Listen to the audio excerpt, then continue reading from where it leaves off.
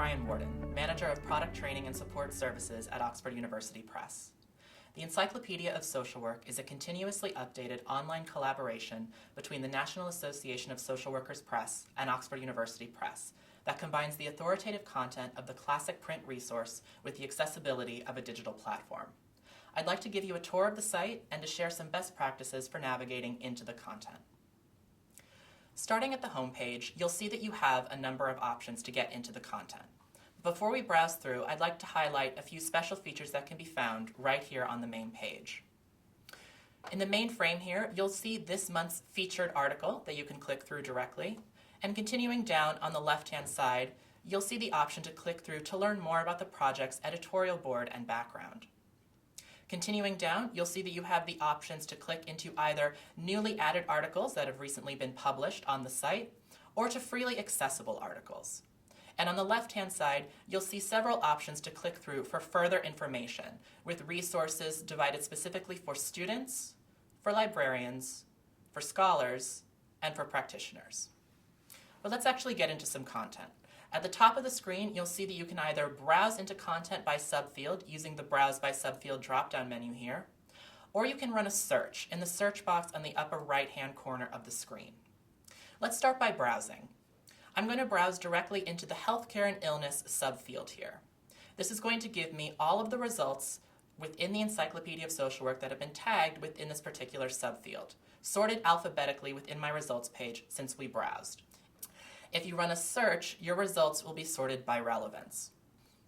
On the left-hand side, you'll see a number of options for filtering your choices. First, you can refine your terms using this drop-down menu here to enter a quick search term across either the full text, headings, bibliography, captions, and so on. You'll also see that you have the option to add additional rows and to create a distinct relationship between your search terms if you'd like. Below that, you also have the option to filter your results by availability, and further down to further refine by subfield. So for example, if I were to click through to the Policy and Advocacy subsection here, I'll now be brought to all of the results that are listed within both the Policy and Advocacy subfield and the Healthcare and Illness subfield, both of which are now listed for me above my search results. To have a look at an article page and how articles will be presented on the site, I'm going to click through to this article here on healthcare reform. This is a typical article page. Underneath the article title, you'll see the authors of this article, as well as the publication date.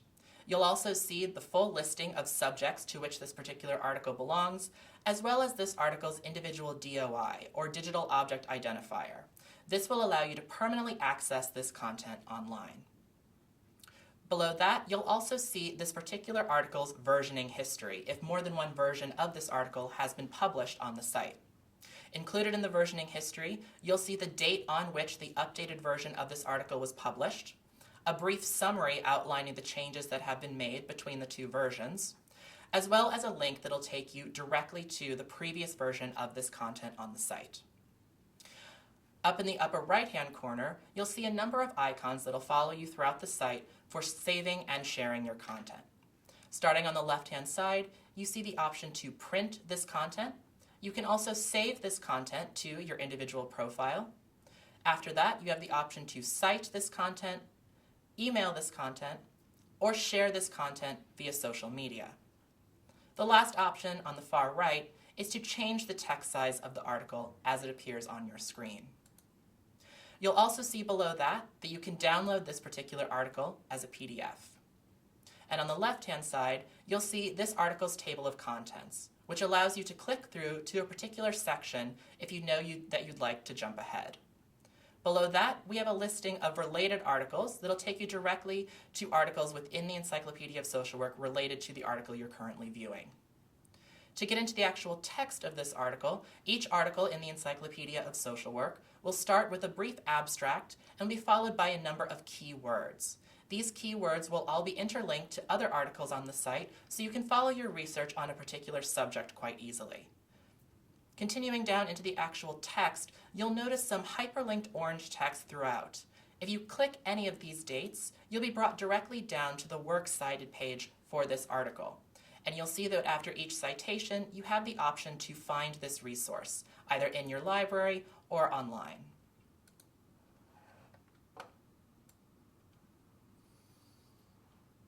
In addition to browsing into the content, you could also run a search in the search box in the upper right corner of the screen. Each time you run a search, you also have the option to search only within a specified subfield if you wish.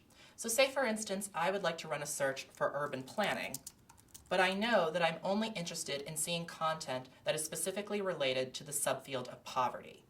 I can expand my selection here, choose poverty from the options available, and run my search.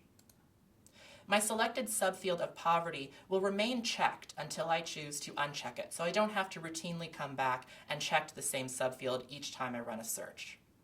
You'll now see that I have a similar listing of results, just like when we browsed, and again my terms are listed at the top of my results here, with urban planning, which was my search term, next to my selected specialization of poverty. I have a similar number of options on the left-hand side to narrow my choices, and you'll see that since we ran a search, by default my results are sorted by relevance. The last thing I'd like to show you is how to access your individual profile to view and organize your saved content. That will be available in the upper right-hand corner under My Work. In My Work, we'll organize your saved content into the following tabs. Starting on the left-hand side, Most Recent will contain all of your saved content and saved searches from the last 30 days. My Content will contain all of your saved content from all time, and it will remain here in your individual profile until you choose to edit or delete it. You'll also see that you have the option to create personalized tags for your saved content, so you can further organize your content by product or by subject, for instance. Continuing down under My Searches, this will contain all of your saved searches that you've run on the site for all time. And lastly, My Annotations, which is where we will save all of the annotations that you can make directly onto the site and save to your individual profile. That's the Encyclopedia of Social Work, your digital guide to a lifetime of social service.